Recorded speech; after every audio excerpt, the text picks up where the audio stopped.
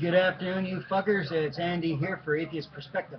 Okay, so been reading a little bit more of the Bible again, and there again are some things that really don't sit right, that make absolutely zero sense, if not less than 0 cents. You're into the negative area here. People are talking about like Bible thumpers and biblical individuals and religious individuals are still on the track that evolution can't be real. There's no hard basis or proof for evolution, yada, yada, yada. Despite all the fossils and the science behind it and the fact that we've watched our own bodies change over, the thousands and millions of years that they've been around, over the fact that, we've seen how animals change, things like that, natural products such as trees, grass, plants, things like that, mineral compositions and things, how they've changed over the years, they still suggest that evolution is a false idea. Well, the Bible technically proves evolution in its own right by simply stating Adam and Eve. If you take a look at their story and follow that, then you know evolution has to be a truth instead of fiction based in the Bible itself. Now, if you take a look at it, there were Adam and Eve. They were both born, well, okay, technically in pictures and paintings and things as they were designed, because, everything in the Bible is real. Adam and Eve both have belly buttons. Well, if there was no umbilicus to attach to the belly button, why do they have them to begin with? They wouldn't necessarily need them. And again, you've got two of them, Eve created from Adam's rib, which technically would make them family, since you're creating one individual from the cells of another individual. Okay, so that makes them related offhand right there. Now, they turn around and they have 3 sons, okay, Cain, Abel, and Seth.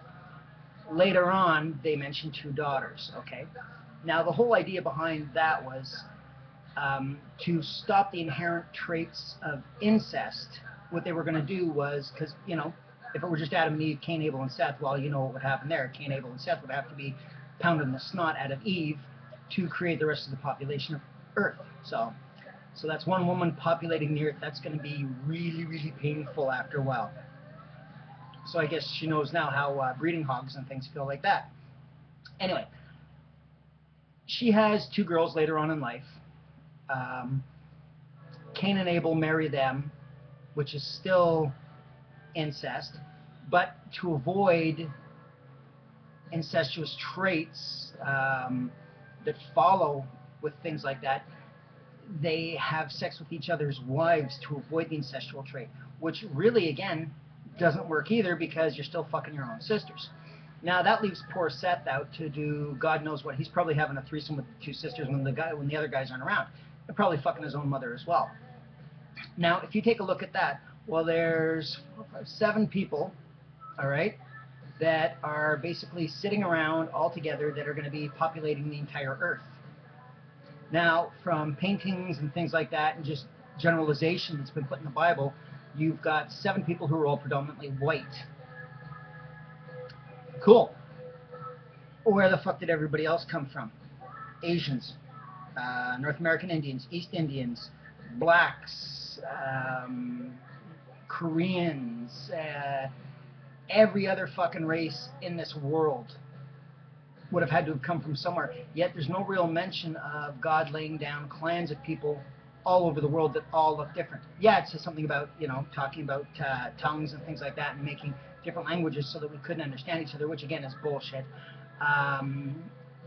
Because, like I say, if God's all powerful, why would he require the hand of man to write the Bible? Which means that technically the Bible itself is flawed since man wrote it. Okay, let's face reality there. So right away, there's another point for evolution. The Bible can't be correct because it was written incorrectly by flawed humans. And we all know that. We all know that there's, spelling errors and shit like that. But anyway, again, evolution.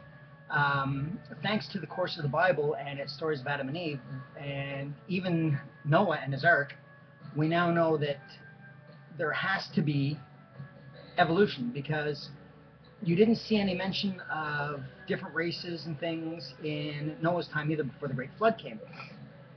Not only that, but all of Noah's family, again, white. Sorry guys, it's true. Since the earth was cleansed at that time, where did everybody else come from again?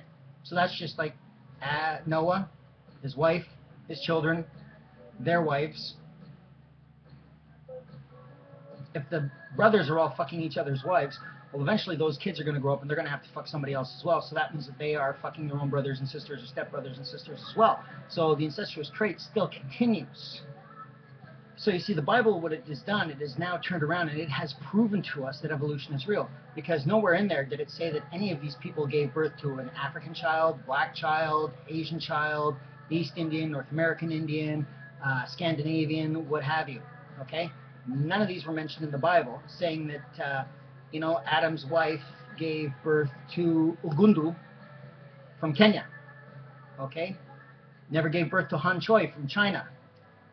Never gave birth to anyone else from any other continent or country. They didn't say gave birth to a black child, gave birth to an Asian child, gave birth to this or that. So basically what I would like to say to Bible thumpers, religious individuals, Christians, Catholics, Roman Catholics, atheists around the world, atheists are laughing at this because we're all like, really? Really? And you still think evolution is not real, you dumb fucks? But, and I mean, again, a lot more proof that evolution is real than God, but we'll get into that later on. Anyway, take a look through the Bible, read the Adam and Eve, read Noah, try to figure out where the fuck everybody else came from on Earth, because realistically it doesn't mention anything about other races, other colors of people being brought out in those stories. It just said God created Adam and Eve. It doesn't specifically say right there that on the other side of the Earth, God created this continent and these people with this color skin or this, structure, this language pattern or what have you. It doesn't say that Adam and Eve were mixed race, anything like that. So again, you've got a brother and sister who have kids, who are now having sex with each other's sisters, which means they're having sex with their own sisters, because still Adam and Eve's children that they're having sex with. Okay, go figure. Anyway, it's just one of those things, again, where the Bible basically gives a green light to incest.